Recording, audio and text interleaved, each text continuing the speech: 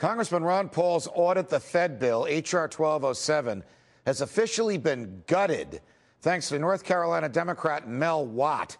Just before the bill was to have received a full, overwhelmingly positive committee vote, Congressman Watt, chairman of the Subcommittee on Domestic Monetary Policy and Technology, whose district is home to the headquarters of the Bank of America, removed key provisions from Congressman Paul's bill, including the audit of the Fed's monetary policy making authority, as well as the requirement for transparency of those suspicious secret agreements with foreign central banks. Joining me now to discuss all of this is John Tate, president of the Campaign for Liberty. John, it's a pleasure. Welcome back to Freedom Watch. Oh, thank you, Judge. Good to be here again. Will we ever find out as much about the Fed as we know about the CIA? Well, that's our plan. We're gearing up and have our members contacting the members of the House Financial Services Committee. We're not giving up on this yet. This is sort of stage 5 of the 6 things that politicians try to do to stop people from affecting change, and they've sort of jumped ahead to stage 5, which is try to offer a compromise and sell out, and we're not going to stand for that. We're demanding a up and down vote on Congressman Paul's H.R. 1207 as originally drafted, and we're gearing up and getting our members involved and calling. Right now there's 29 Republicans on the House Financial Services Committee. All of them are co-sponsors of H.R. 1207, and 13 Democrats are co-sponsors as well. And if we can hold those folks in line, we should be able to restore the bill to its original intent. All right, let me make sure I understand, and those watching and listening to us understand what happened. Congressman Paul proposed this bill. He's proposed it for many years. Nobody really paid any attention to it. It requires a full, above-the-board, open audit of everything that the Federal Reserve has done and is doing, domestically and foreign policy-wise. Suddenly, people start jumping on his bandwagon. At this point in time, all the Republicans and more than half the Democrats in the Congress are in favor of the bill in its original full-blown edit the Fed form. It gets to this subcommittee in the hands of this congressman who represents the district where the Bank of America is headquartered, and he guts it.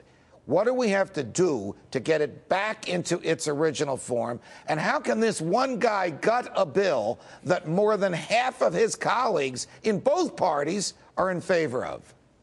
I think on the second point, Congressman Paul said it best the other night when he said, if the bill were to be voted on in its current form on the House floor, it might pass unanimously because nobody wants to go on record, especially heading into another election year, as having voted against a complete audit of the Fed. So what they're trying to do is change it and stop it and water it down until it's meaningless prior to it coming up for a vote. What we have to do, very simply, Congressman Paul will be offering in full committee an amendment to the bill, which will restore the original language. And we are calling on our members and supporters and the American people, by the way, 75% of whom support a full audit of the Fed.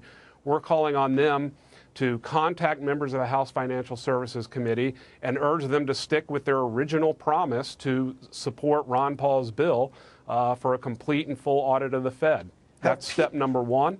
Have people come to realize, John, that this central bank has destroyed 95% of the value of the dollar since it came into existence in 1913, and that in the 130 years of our existence prior to that, the dollar actually went up in value by 13 or 15%? Does the American public understand that this is really just a cartel to enrich the people who own it? I think probably a year ago, maybe even 6 months ago, they didn't. I think now more and more of them are understanding that. Ron has been for years talking about this issue along with other people, as you mentioned earlier, sort of to a deaf ear. But now, I think the poll numbers, I think Rasmussen did a poll a few months ago on this issue, and whereas, 5 years ago, if you did a poll on the Fed, 75% of the American people would have said, "What's the Fed?" Now 75% of the American people say, yes, we need to audit the Fed and find out where our money's going and what they're doing. So I think the tide is turning. I think that is why To me, this is good news that they're trying this to water this bill down, because it's a sign that we are succeeding. It's a sign that the American people are outraged, and it's a sign that we can win this battle if we keep the pressure on. Last night here in New York City, in Lower Manhattan, the chairman of the New York Federal Reserve called into his offices the heads of many banks which either did not receive TARP funds or received TARP funds and paid them back. And he basically said, cut your executive compensation or the government will do it for you. This is the Federal Reserve threatening private banks. Would we know about such a threat? Or would we know about what caused or what would back up such a threat if the audit came about? Oh, absolutely. And we'd know so much more.